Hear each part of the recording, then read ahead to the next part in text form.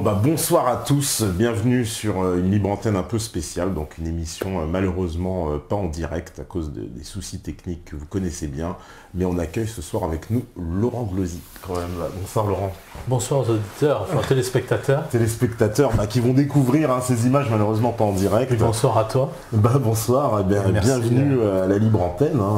Alors Laurent, toi, sur internet on te présente plus, tu es l'auteur de plein d'ouvrages quand même assez impressionnants. Alors on peut les citer pêle-mêle puisqu'en plus on les a sous les yeux. Alors la Chine, l'empire de la barbarie, superstition funéraire, pédophilie, cannibalisme. Déjà.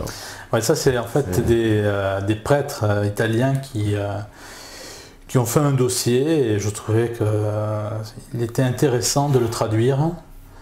Je pars du principe qu'il y a des gens qui sont plus intelligents que moi, il y en a beaucoup. Et l'intelligence, justement, c'est de repérer ces gens-là et de les traduire quand c'est possible. D'accord. Et donc ce livre entre dans cette logique, c'est-à-dire que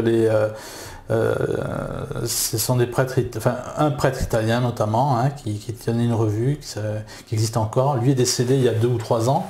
C'était Don Luigi Villa, fils spirituel de Padre Pio. Peut-être qu'on en reparlera, quelqu'un de haut en couleur, qui s'est opposé au Vatican, qui a fait l'objet de plusieurs tentatives d'attentat. Et qui a créé en 1971 Chiesa Viva. Donc il a publié un dossier sur la Chine qui va à contre-courant de ce que l'on dit à l'heure actuelle, c'est-à-dire qu'on nous présente le mal absolu comme étant l'islam, ou l'islamisme, et on ne parle absolument pas de la Chine, alors que la Chine est un pays qui est extrêmement dangereux, parce que tout simplement c'est un pays qu'on nous présente comme un modèle, sans le dire, pour la dictature à venir. Mais ça a été fabriqué, c'est un pays qui a été fabriqué de longue date. Donc sans entrer dans les détails, ce dossier s'appuie sur des prêtres jésuites qui connaissaient très bien la Chine il y a 100 ans. Il y a 100 ans, oui, il y a des prêtres italiens, c'est ça, qui ont séjourné en Chine à l'époque. Des prêtres alsaciens, français ou autres, et qui ont écrit sur ce pays, sur les campagnes de ce pays, sur ses mœurs. Il y a toute une logique qu'on retrouve à l'heure actuelle. Voilà, c'est un état, je dirais, sans Dieu. D'accord. Très intéressant. Alors après, évidemment, Karl Lueger, il me semble que Karl Lueger, c'est le maître à penser de Hitler. C'est bien ça? On ne peut pas le définir comme ça. Ancien maire de Francfort, c'est bien ça? De Vienne. De Vienne, pardon. De Vienne. On peut pas le définir comme ça. Moi, j'ai pas voulu lui faire de la publicité sous ce jour, parce que très certainement, s'il avait vécu à la période d'Adolf Hitler, il n'aurait pas appuyé, je pense, le national-socialisme. Lueger est un catholique, c'est un maire exceptionnel. Alors j'ai l'habitude, c'est la première biographie en français, donc là je me suis appuyé sur des documents en allemand, je dirais, qui étaient produits en Autriche dans les années 20, voire avant, donc c'était avec un style assez empoulé. C'était pas du tout facile, mais pour rentrer dans le vif du sujet, Lueger, c'est un maire exceptionnel. Les Rothschild se sont opposés à son élection, donc l'empereur François-Joseph a refusé 5 fois de 1895 à 1897, il a refusé 5 fois, et son élection, parce que le peuple le portait à la mairie, et devant la masse effectivement qui demandait Lueger, ils n'ont pu que reculer. Et Lueger, c'est véritablement quelqu'un d'exceptionnel. Quand il est arrivé à la mairie de Vienne, il a refusé la moitié de son salaire.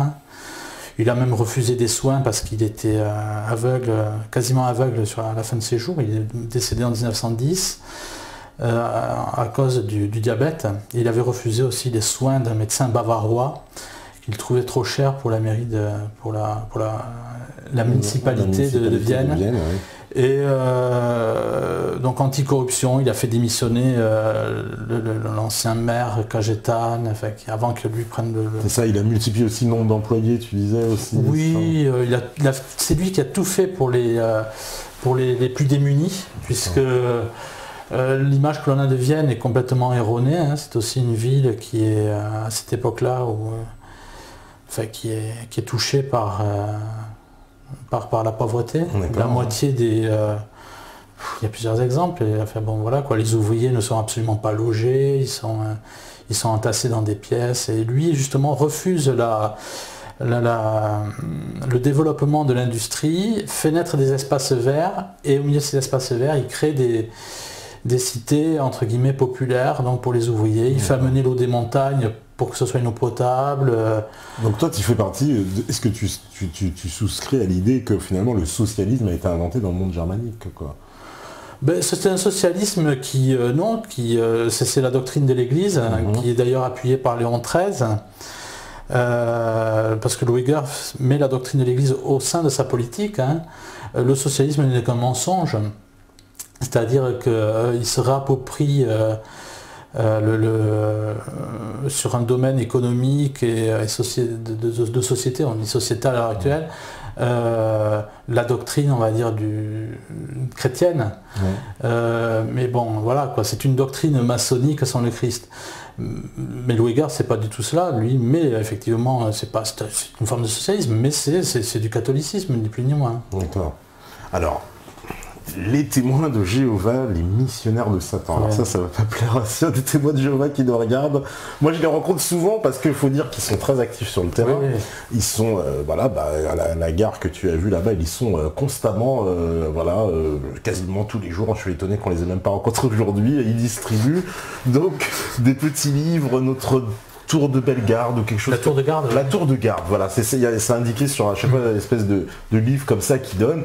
Et puis quand on les traite de sexe, qui m'est arrivé, ils refusent absolument, ils réfutent l'argument en disant ça n'est pas du tout, etc. Oui.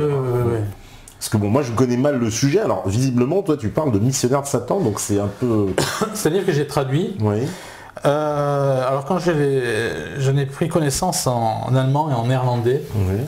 Et c'est Robin de Ruyter, donc un écrivain hollandais qui est l'auteur maintenant en français des 13 lignées sataniques. Oui. Et quand j'ai pris connaissance de ce livre, je me suis dit c'est pas possible, il faut le traduire. C'est pas possible, il faut le traduire. Et j'ai vu, c'est Profide Catholica, qui est une maison, on va dire, d'édition catholique, c'est des vacantistes, qui a eu beaucoup de problèmes là aussi avec les gens respectables de la communauté qui a beaucoup souffert, enfin, etc. Enfin, en tout cas, tu vois des trucs, mais c'est incroyable. C'est-à-dire qu'il y a des représentations de Satan sur le front du Christ, un message subliminal, il faut y aller à la loupe. Alors tout ça, c'est référencé. Je montre l'image, je mets dans quel tour de garde on le voit, à quelle page. Il y a ça aussi, par exemple, avec l'eau qui est dans un seau. Et quand elle déborde, elle crée... elle forme le visage de Satan, ou alors dans une fontaine. Il y a plein de messages subliminaux, ou alors il y a des apôtres, et il y en a un qui a une main satanique, ou alors on retrouve... ce sont des techniques de peintres spirites qui font ça en état de transe, avec un miroir, on retrouve le double de la... en ayant le reflet de la première image. Ouais. On voit que c'est un dessin qui donne tout à fait autre chose que ce qui est porté à la vue. Seulement le cerveau, lui, reconstitue inconsciemment cette seconde partie. D'accord. Et les témoins de Jéhovah, donc tout ça, moi j'ai même fait une vidéo sur internet, je leur ai dit voilà, je vous traite de pédophile, la hiérarchie, je dis que vous avez soutenu le national-socialisme, je dis que vous êtes satanique, je veux un procès, attaquez-moi en procès. Il n'y a toujours rien, je désespère. Donc il y a plusieurs choses. Il y a Springmeier qui explique que dans la hiérarchie des témoins de Jéhovah, on parle dans la langue d'Enoch, qui est la langue des satanistes. Ouais. Il y a beaucoup de choses comme cela. Il faut aussi regarder la tombe de Russell, qui est véritablement une tombe Illuminati. Le fondateur, c'est ça, des témoins de Jéhovah. Ouais. Qui était un obsédé sexuel, qui a été pris dans des affaires de fric pas possible. Enfin, c'est tout à fait l'inverse de ce qu'il prône. Il y a même le second qui avait fait du trafic d'alcool, Rutherford, avec l'histoire de la prohibition aux States. Aux États-Unis, Rutherford, lui, avait dit il avait... à San Diego, il avait fait construire un palais dans le plus beau quartier de San Diego, avec 2 superbes voitures, je ne sais plus lesquelles, 2 Cadillacs devant, pour attendre les patriarches. Et en 1925, ils devaient venir. Ils ne sont pas venus, et bon, lui, en entre-temps, il habitait la maison, et puis il a continué à l'habiter jusqu'à cette demeure qui était très luxueuse après 1925. Et je crois que même il y habitait avec une de ses maîtresses, et il y en avait une autre avec qui il allait passer les étés en Europe.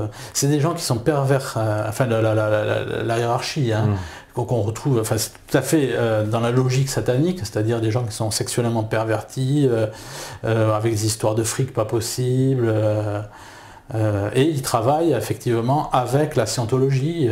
L'église de Scientologie. Voilà, Et ça c'est tout le piège, parce que les gens ne connaissent pas les témoins de Jéhovah. Non. Ils disent mais non, mais ils sont gentils, mais non, mais c'est pas le discours, c'est la hiérarchie qui est telle.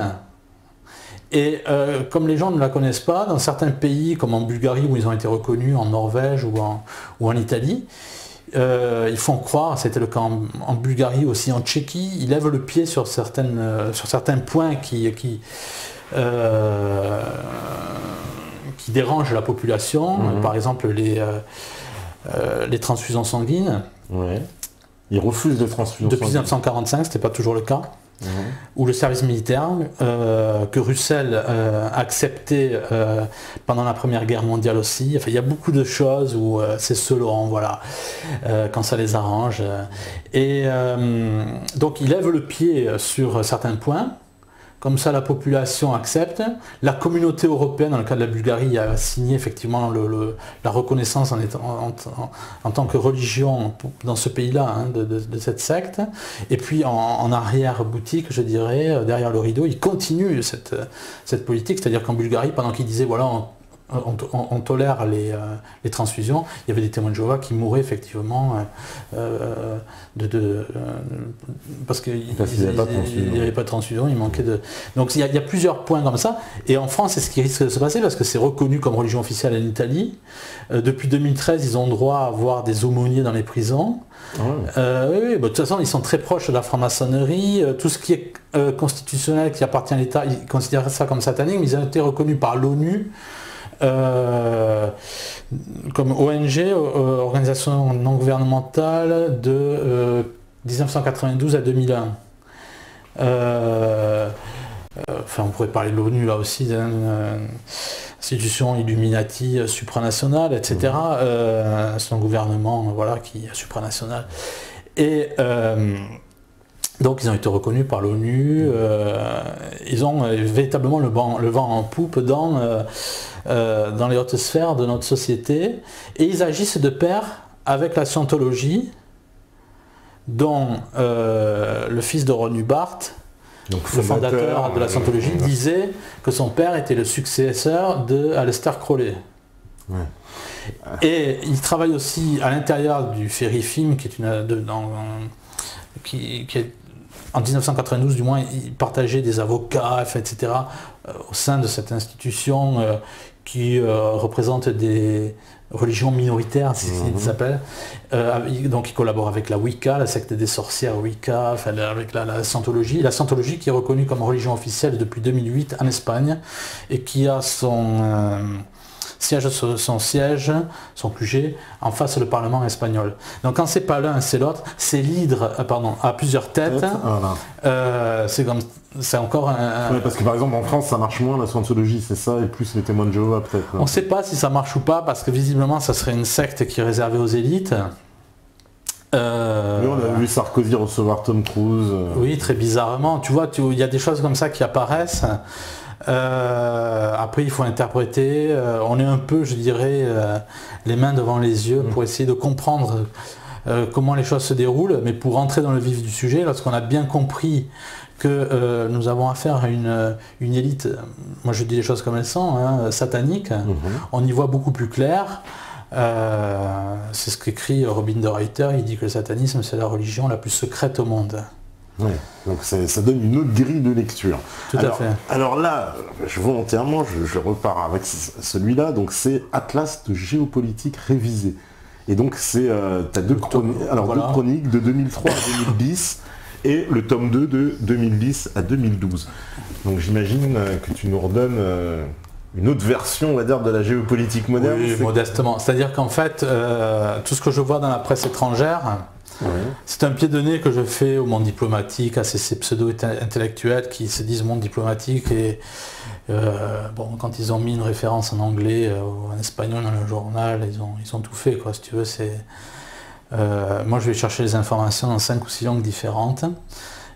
Tout est sourcé et quand je trouve quelque chose d'intéressant, par exemple un truc qui était complètement fou, c'était dans un journal néerlandais que j'ai mentionné dans le second tome, qui disait, un gros journal, dont j'ai oublié le nom maintenant, qui, quand il y avait la campagne de Libye, disait que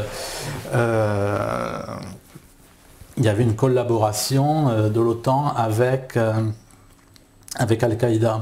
Oui. Et ça, c'était un islamologue tout à fait, bon, je dirais, autorisé, qui parlait dans ce journal, donc je l'ai référencé.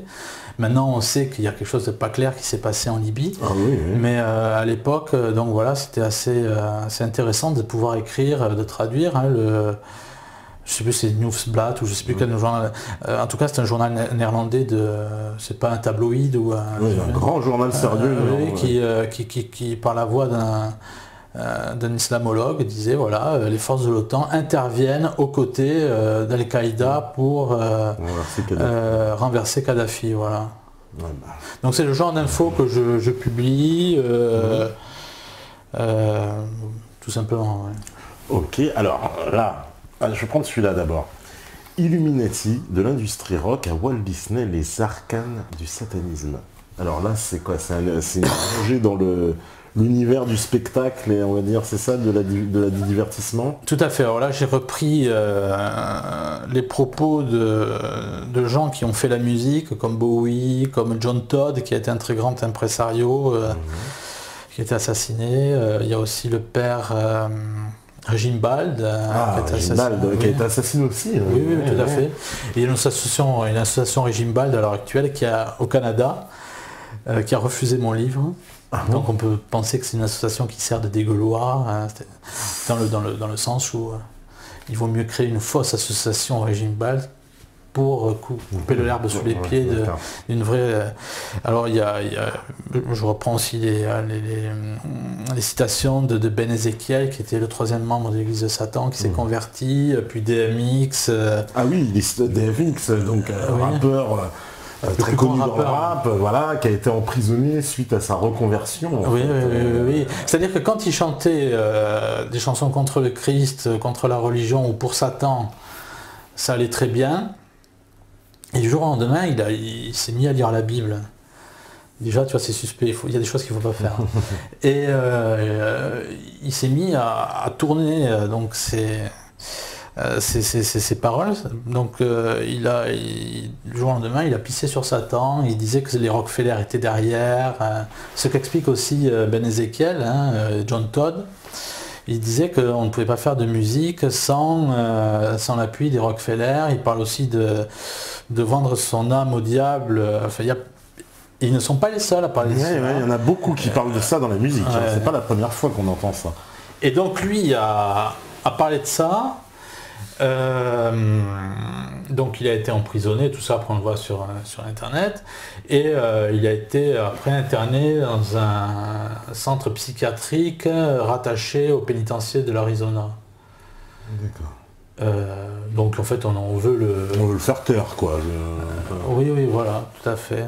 Et donc Walt Disney, alors très connu aussi Walt Disney pour, on va dire, tout l'aspect satanique de la création Walt Disney, dans laquelle à chaque fois, alors par exemple moi, c'est des choses que j'avais déjà remarquées dans Walt Disney, mais par exemple les dessins de femmes ou de personnages féminins sont toujours extrêmement sexués, je trouve, par rapport aux enfants à qui ils s'adressent, quoi. On voit des femmes toujours avec des formes avantageuses, etc., qui ne sont pas du tout, je trouve, des choses faites pour les enfants, enfin c'est la destination des enfants. Tout à fait. Walt Disney, par exemple, aussi fait l'apologie du cannibalisme. Il dit que, par exemple, le cannibalisme, c'est la réalisation de l'être humain. Il y a 4 dessins animés aussi qui font l'apologie du cannibalisme, et effectivement Walt Disney qui est le plus grand producteur avec d'autres firmes qu'il a sous sa main, le plus grand producteur au monde de films pornographiques, ce que l'on ignore. Qu'on ignore complètement, j'ai envie de dire. Donc voilà. Parce que aussi dans Disney, alors bon, non seulement évidemment il y a tout un tas de symboliques souvent qui sont utilisées, mais semble-t-il, alors ça c'est des choses que les gens tu pourras peut-être confirmer ou infirmer ça, alors déjà semble-t-il que les personnages d'enfants souvent n'ont pas de parents. Ils sont souvent livrés à eux-mêmes. Tu vois, ça je l'avais pas... Voilà, j'ai remarqué, hein, quand j'ai dit ça, des fans de Disney vont dire ah, oui c'est vrai, parce que souvent les parents soit sont pas là, soit les ont abandonnés, soit sont morts. Enfin, ils sont souvent des personnages d'enfants sans parents, donc un peu délaissés. Et aussi, qu'est-ce qu'on nous a fait remarquer, une autre chose sur les films de Walt Disney. Déjà, c'est vrai qu'il utilisait beaucoup de symboliques, quand on allait les rechercher dans le fond. Ah voilà, et qu'il n'y avait pas de personnage noir à part la petite grenouille ou la princesse et la grenouille, je sais plus quoi. C'est fort possible, mais... Voilà, mais qu'il n'y a aucun personnage noir dans tout le... Voilà, depuis la création de Walt Disney. Hein. Oui, alors ça c'est assez marrant parce que Walt Disney a adopté, on dit, plus de 40 enfants, dont certains viendraient d'Afrique, et on ne sait pas trop ce qu'ils sont devenus. On est véritablement avec Disney dans le monde du satanisme, on le voit avec ses productions, hein, et alors encore, avec les dérives sexuelles, etc. Parce que dans le satanisme, en fait, ce qu'il faut faire, c'est la perversion des âmes, c'est rendre les âmes, les esprits esclaves, on va dire, tributaires de certaines choses. Donc c'est casser le développement normal de l'esprit. Et Walt Disney est très, très bien arrivé à cela, oui. Parce qu'en plus, enfin, je sais pas si... la sorcellerie n'a jamais été autant développée avec Walt Disney. D'accord. Parce que Walt Disney, c'est un peu une espèce de, j'ai envie de dire, pour trouver le bon terme, c'est pas un dogme, mais en tout cas, c'est une icône. Tout ce qui vient de Disney, sur laquelle on ne peut pas toucher, parce que les gens, quand tu critiques les dessins animés, ils ont l'impression que tu critiques les enfants. C'est ça, ouais. C'est-à-dire que tu dis, oui, mais ça, c'est pas bon pour... Ah, mais tu critiques les dessins animés. Enfin, oui, Disney bénéficie d'une espèce de truc qu'on n'a pas le droit de remettre en cause. Ceci dit, beaucoup de gens s'aperçoivent maintenant de cela. Ouais. Et ce qui est marrant par rapport à ce que tu dis, c'est que ce livre a été traduit en italien par, je le cite, hein, parce que véritablement, c'est un très bon travail qui a été produit par Paolo Baroni, et qui, 3 jours après la sortie du livre en Italie, il a eu droit à une visite, donc il a été perquisitionné. Et en tout cas, les exemplaires qu'il avait ont été pris par la police italienne. Carrément. Alors je ne sais pas s'il a été perquisitionné par rapport... en tout cas, ils sont partis avec le bouquin, quoi. Il y avait plusieurs exemplaires, ils ont pris le livre. Donc Disney bénéficie en plus d'une... Mais il n'y a pas que Disney, hein, ouais. C'est-à-dire que j'attaque tout ce qui est... ça c'est des choses dont on pourra parler dans la soirée. Tout ce qui est ordre démoniaque dans les élites politiques, voire les élites qui sont derrière, puisque les présidents ou tout ce cortège, je veux dire, de Pinocchio qu'on nous sert, ne sont que des gens à la merci, effectivement, de gens beaucoup plus puissants. Hein. Les guignols qui font la politique, c'est des gens qui doivent des comptes bien au-delà. Et donc j'explique les origines sataniques, effectivement, de cette élite que l'on ne voit jamais. D'accord. Parce que Disney, donc ça ne s'attache pas qu'à Disney, hein. On entre véritablement... Enfin, c'est un résumé, parce qu'il faudrait des... c'est le plus connu. Il a des origines françaises, semble-t-il. Disney, ça vient de Disney. Le chevalier de Disney. Oui, on dit que sa mère venait d'Espagne aussi. Ou de... semble-t-il. Mais on ne sait pas trop, comme la plupart des familles Illuminati, on ne connaît pas trop leur famille. C'est un peu le cas avec Clinton, notamment. On nous fait croire que voilà, il est adopté. George Clinton. Oui, tout à fait. On nous fait croire bien souvent que ce sont des gens qui ont été adoptés ou autres. Mais dans les Illuminati, on suit effectivement les liens ou du moins les... Parce qu'on avait vu que Dick Cheney était cousin d'Obama, des choses comme ça. Ce sont des choses qu'on remarque. Tu vois, en France, par exemple, on va te balancer tout à fait inopinément, mais le type qui sait décrypter... oui, comme j'ai vu que Villepin était cousin de Chirac, voilà, cousin de... Ouais. C'est marrant. Et on dit que Hollande est de la famille de... Tu sais, ça, on l'a dit plusieurs fois à la télé, avec Sarkozy. Oui, et puis après on te dit oui mais il y a 400 ans il y avait un fermier, comme si tu vois on traçait la descendance des fermiers. Mais ça a été dit. Et c'est notamment un gars du MI6 qui est le docteur John Coleman, spécialisé dans là aussi les structures sataniques de ce monde, donc ancien du MI6, c'est pas n'importe qui a retracé la structure, on va dire, réelle du pouvoir, avec le comité des 30 et les 300 personnes après qui viennent. Et ce que l'on savait déjà, par exemple, Mitterrand de la même famille que la reine d'Angleterre, et tu retrouves ça avec Bush et la reine d'Angleterre. Bush et la reine d'Angleterre. Alors toi, tu prends ça, c'est marrant, tu vois. Parce que tu n'analyses pas les choses, on va dire. Mais on sait très bien que les Illuminati se marient entre eux, ce sont des choses tout à fait précises, et eux suivent très bien effectivement leur descendance. Mais comme ça, on se rend compte que le pouvoir, véritablement, appartient aux mêmes familles. Ouais, une casse, parce que même Bush, lui, se vantait de dire qu'il connaissait sa descendance jusqu'à Nimrod, donc le roi babylonien. Et ce qui est très intéressant, c'est que quand tu lis Springmeier, donc qui est sorti il y a 3 ou 4 ans de 7 ans de prison, ou Robin de Ruyter, ils expliquent que les lignées sataniques sortent de la lignée de Dan. Et il y a toujours l'origine avec l'Égypte, etc., tout cela. Et Bush, effectivement, a été pointé du doigt comme étant une personne, lui, son grand-père, qui appartenait au Bohemian Club. C'est toute l'histoire de ce journaliste américain qui s'appelle, qui a infiltré et qui est allé au Bohemian Club. Alex Jones.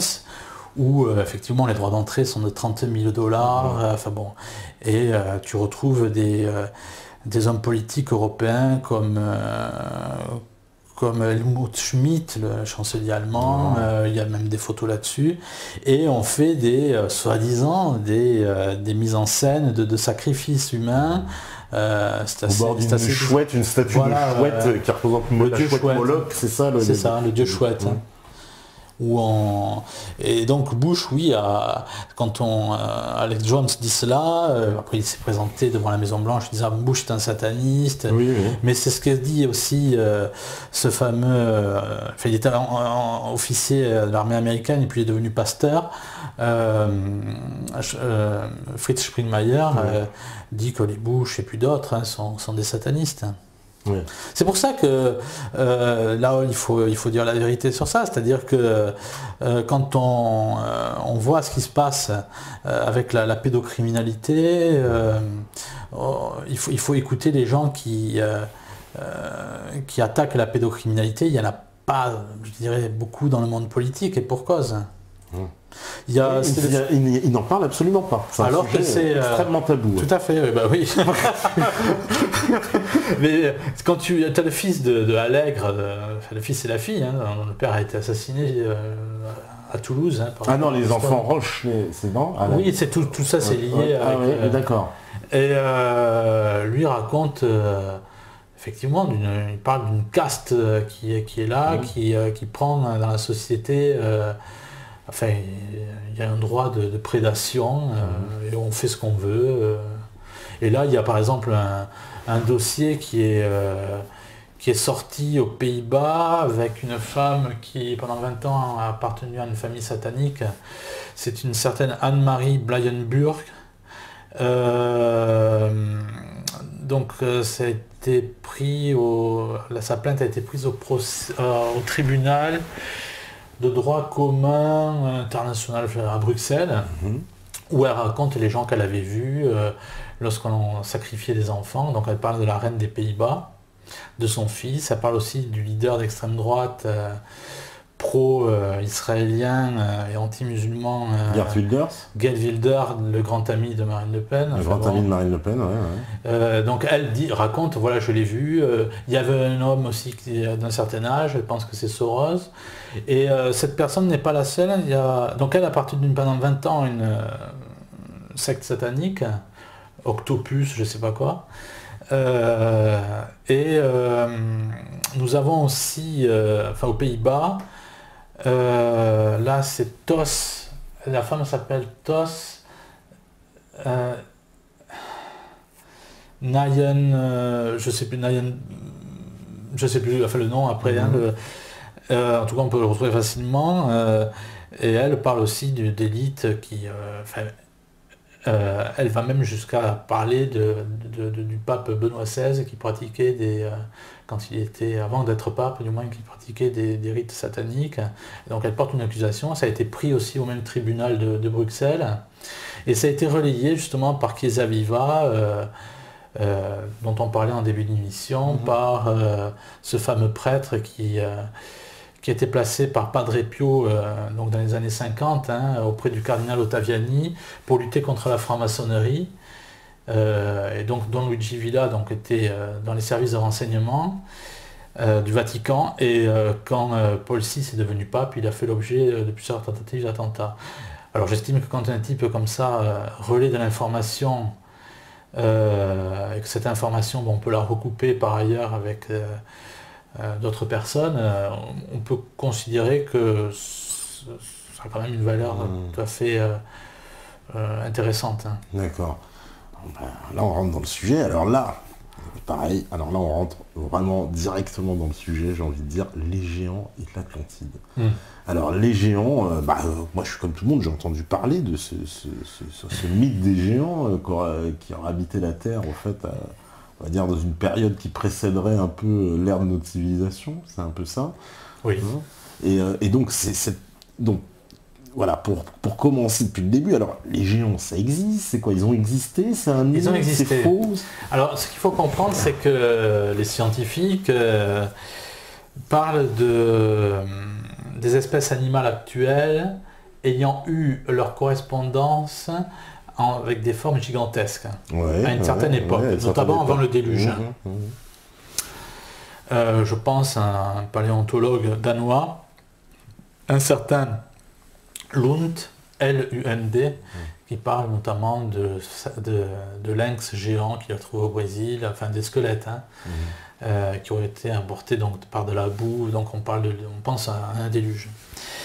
En tout cas, pour faire clair et simple, les scientifiques donc donnent des correspondances des espèces actuelles, notamment des libellules ou autres, qui auraient mesuré 70 cm à une certaine époque. On a toujours entendu parler de ça, soi-disant les animaux étaient plus grands, il fut un temps à une époque très lointaine, précédant largement l'humanité. Et moi je pense que l'humanité était... Enfin, je parle d'histoire officielle, après... Oui. Et ce qui est intéressant, c'est que parmi toutes ces formes gigantesques, il y en a un qui passe à la trappe, c'est l'homme. Et tout à fait curieusement, il est cité à 17 reprises dans la Bible, dont le plus connu étant Goliath, son frère Lamir, on parle aussi du roi Og qui était géant, etc. etc. La Bible ne donne pas de mensuration, mis à part celle de Goliath. Un passage aussi, il me semble, avec Moïse, quand on voit des espèces de messagers pour aller explorer la Terre, et puis quand ils reviennent, on était comme des sauterelles pour eux, et eux nous voyaient comme tels. Voilà. Et pourquoi c'est gênant pour la science actuelle de reconnaître les géants? C'est tout simplement parce que si les géants ont existé, il y a une seconde question qui vient. Est-ce qu'ils ont existé à une époque où tout était gigantesque? Et ça veut dire quoi? Ça veut dire, est-ce qu'ils ont connu, dans ce cas-là, les dinosaures? On voit par exemple à Glen Rose, au Texas, ou ailleurs, des traces de géants avec des traces de dinosaures. Le docteur, par exemple, Mary Schweitzer, voit, et ce n'est pas pris du tout dans la glace, aux États-Unis, elle fait donc elle a excavé, on va dire, donc, des morceaux d'ossements de dinosaures avec de la viande putride. et des morceaux veineux. Et on voit ça aussi avec un chalutier japonais en 79 qui sort un plésiosaure, c'est-à-dire un dinosaure marin. Ils en ont sorti un timbre. Il y a plusieurs cas comme cela. Il y a aussi un évêque en Angleterre, sur sa tombe il y a des dinosaures qui sont dessinés. Enfin bon, voilà. Et les légendes africaines, je rappelle aussi, souvent qui parlent de dinosaures, etc. Au Congo notamment, il y a une énorme légende avec des espèces de dinosaures. Alors, pris comme des légendes pour évidemment nous, notre œil cartésien occidental, mais pour les gens là-bas, c'est complètement réel. Parce qu'on nous a éduqués à voir les choses autrement, si tant est qu'on les voit. Et puis il y a Job 45, où il voit le Behemoth, qui est une bête spéciale, on ne sait pas quoi, parce que le nom de dinosaure apparaît dans les années 1850, et avant, on ne parlait pas de dinosaures. On parlait de quoi là? On ne savait pas les nommer en fait, on parlait de dragon. Un dragon, oui, c'est marrant. Et en tout cas, ce dinosaure, ce Behemoth, cette bête qu'a vu Job dans la Bible, a une queue forte comme le cèdre. Et dans les Bibles modernes, on traduit par hippopotame. Et ça ne peut pas être un hippopotame. Ça, c'est un mensonge, encore une fois. Donc, la question qui se pose, c'est est-ce que ces géants auraient vécu à une époque où tout était gigantesque? Est-ce qu'ils ont connu les dinosaures? Et s'ils ont connu les dinosaures, troisième question, donc c'est en cascade, est-ce que ces dinosaures ont vécu réellement, est-ce qu'ils ont disparu réellement il y a 60-70 millions d'années? Comme on nous le dit, oui. Et donc, quatrième question, s'ils n'ont pas disparu il y a 60-70 millions d'années, est-ce que la Terre a réellement 4 milliards d'années ou est-ce qu'elle est bien plus jeune? Il faut savoir que pendant la Révolution française, on parlait d'une Terre, on était dans une logique biblique, une Terre qui aurait entre 6 000 et 10 000 ans. Et il y a même des études, notamment de l'archevêque protestant, des églises protestantes Usher, qui servait donc à dater, qui était en note de bas de page de la King James, la première Bible protestante, dont on se sert encore à l'heure actuelle en archéologie, quand on trouve quelque chose pour essayer de dater par rapport aux travaux de James Usher, puisqu'il avait aussi la bibliothèque la mieux fournie, ou quasiment la mieux fournie de son époque. Et donc, à cette époque-là, on parle d'une Terre qui a 6 000 ans, et puis après, on dérive sur une Terre qui aurait eu 100 000 ans et des millions d'années. Et à chaque fois, on nous dit 10% d'erreur près. Mais en analysant les couches géologiques, on ne peut pas avoir une idée précise quand même de l'âge de la Terre, c'est compliqué. Si, tout à fait. Mais on ne tombe pas sur des milliards d'années. On a aussi des signes par rapport à l'astronomie. Oui, voilà, aussi avec l'épaisseur de... c'est un astrophysicien, Söcher, qui parle du Soleil qui se rétracte de 1,50 m par minute et qui dit que si cette rapidité de décroissance, on va dire, est constante, l'univers ne peut pas avoir des milliards d'années. Il y a plusieurs cas comme cela. Il y a aussi par exemple les anneaux de Saturne, où il y a deux satellites donc, qui balaient sur leur passage donc, les poussières et qui constituent les anneaux. Et donc, si l'univers avait des milliards d'années, ça aurait fait longtemps que Saturne n'aurait plus eu d'anneaux. On retrouve ça avec Io, qui est un satellite de Jupiter, qui est bombardé toutes les 6 minutes par Jupiter. Et il se produit le phénomène suivant, c'est que la surface saline donc s'évapore quand Io est bombardé.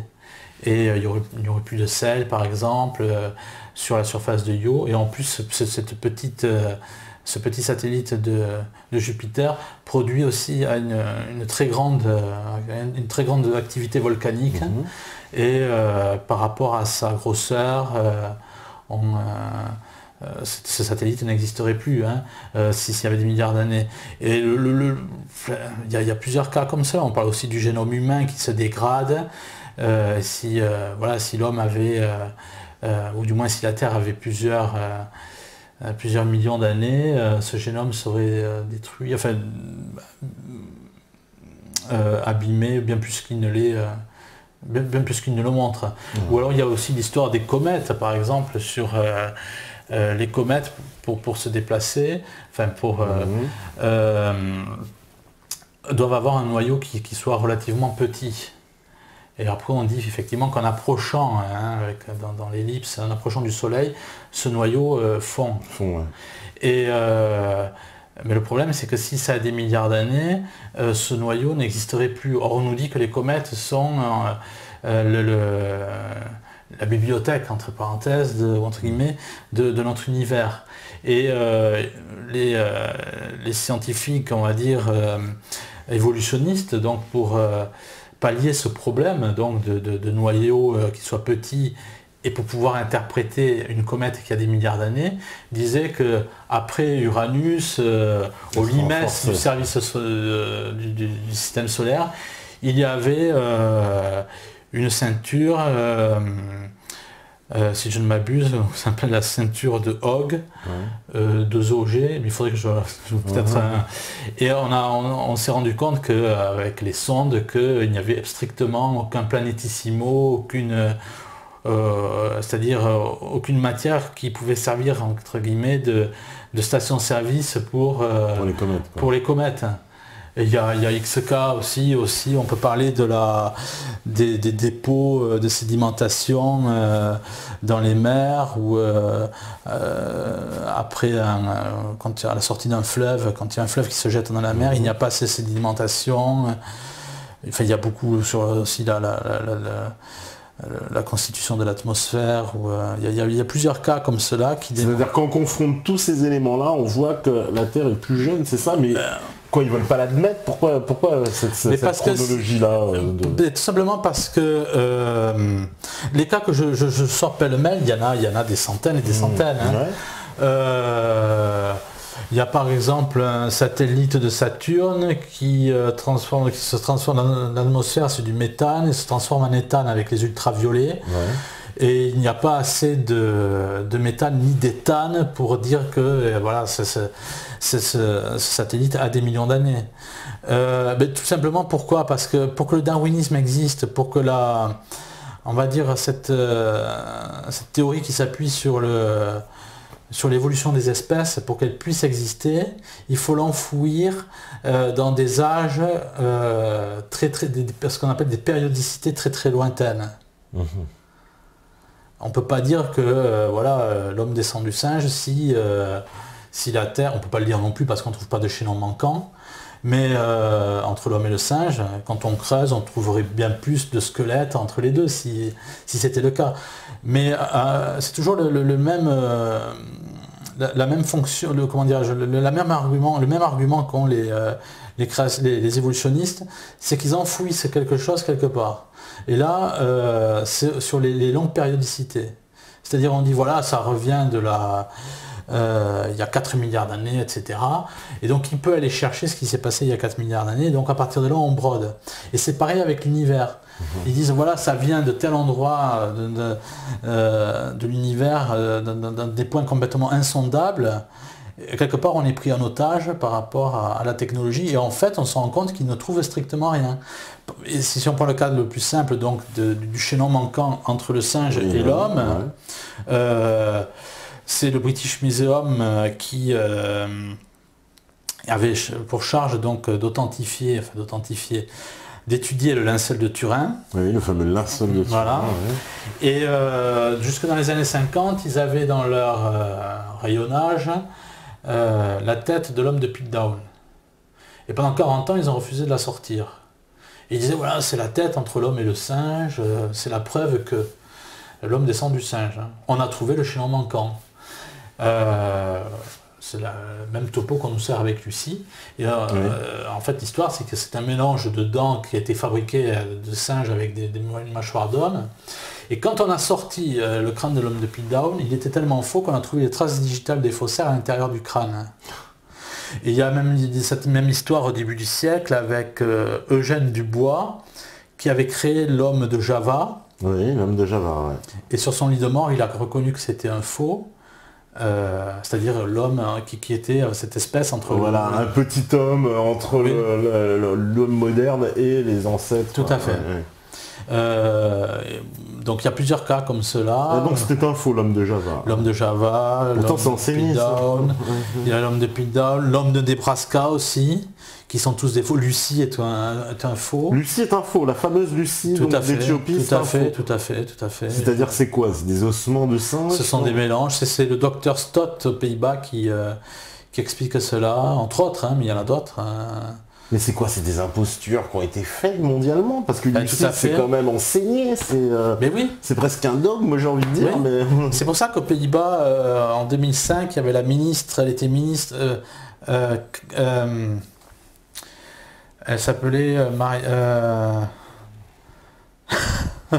je retrouve le nom. Mais voilà. Maria van der Hoeven. Maria van der Hoeven, elle est assez connue. Voilà. Oui. Donc qui était ministre de la Culture, ministre de la Science, Culture, Science et ministre de l'Éducation nationale, et qui a travaillé avec celui qui avait été primé, premier scientifique des Pays-Bas en 2003, avec donc c'est Seis Dekker, scientifique qui a eu la plus haute distinction scientifique, s'appelait le Spinoza Prize, prix Spinoza, en 2003.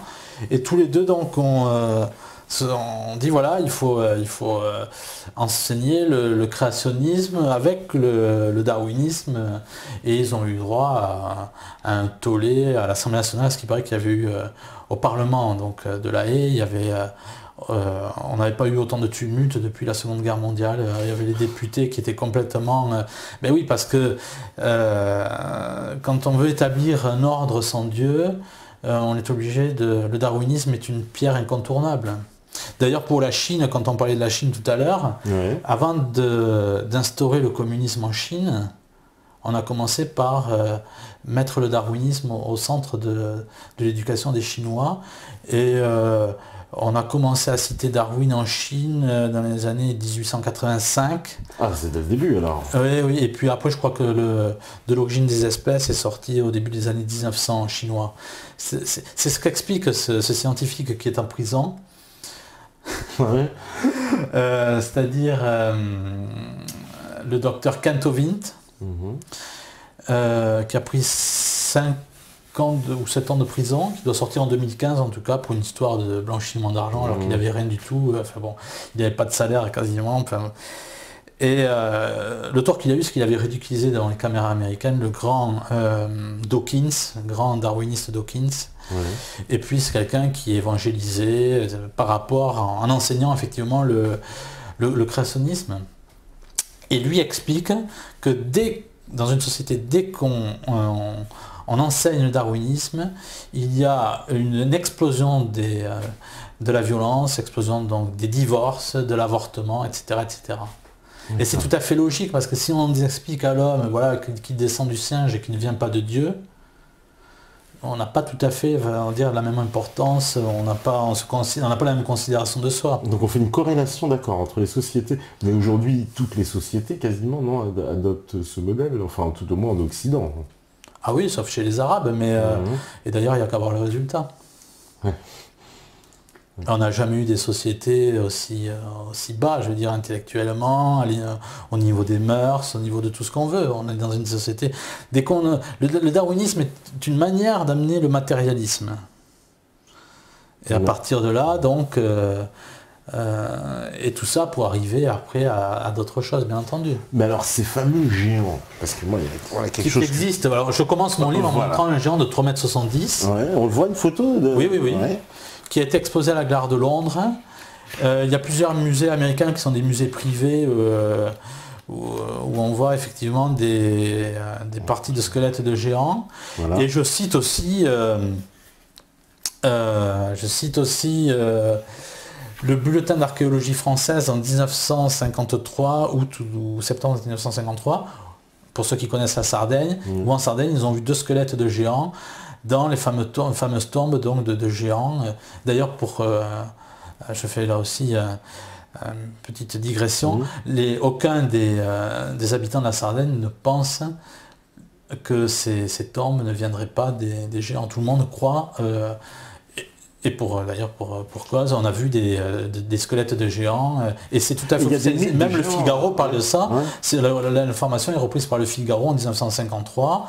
Je vous parle de plein de choses, c'est-à-dire aussi La Croix, le journal La Croix, qui parle aussi de géants parlant des langues inconnues. Lorsqu'il y a la bataille du Rif, donc dans l'Atlas au Maroc, où l'armée française voit des géants, et c'est La Croix, le journal La Croix qui parle de ça. Et ce bouquin, si tu veux, je l'ai fait parce que j'ai voulu couper l'herbe sous les pieds de tout ce qui est ésotérique, pour dire ceux qui ont étudié les géants, ce sont des gens de l'Église. Notamment, on retrouve Saint-Augustin dans la Cité de Dieu, dans la Cité de Dieu, qui en parle avec un géant Nébrod, constructeur de la tour de Babel. Voilà. Et on retrouve aussi le plus grand linguiste de l'Église catholique, qui est un jésuite qui a vécu de 1600 à 1680, c'est-à-dire le père Athanas Kircher, qui était professeur de grec, de mathématiques, d'hébreu, et j'en passe des meilleurs, qui parlait 29 langues, et qui parle des géants, et qui reproduit en 1665, dans un de ses livres, donc il ne se contente pas de faire des études sur les géants, qui reproduit une carte de l'Atlantide.